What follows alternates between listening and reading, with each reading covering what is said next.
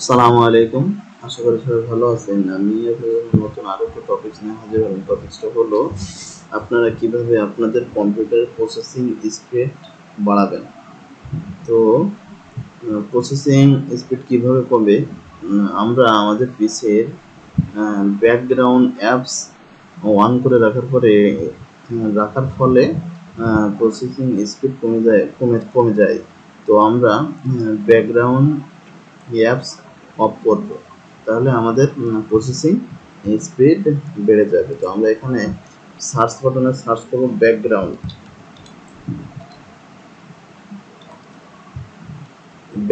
Apps. Background app থেকে search করার পরে এরকম একটা চলে আসবে। সেটিংসে যাবেন, ব্যাকগ্রাউন্ড অ্যাপস।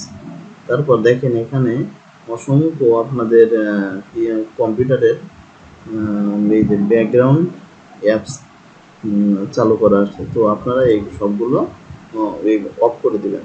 অফ করে দিলে সবগুলো অফ হয়ে গেছে। তো এটা অফ করার পরে আপনার কম্পিউটারের প্রসেসিং স্পিড অনেক বেড়ে যাবে। ভালো থাকবেন সবাই।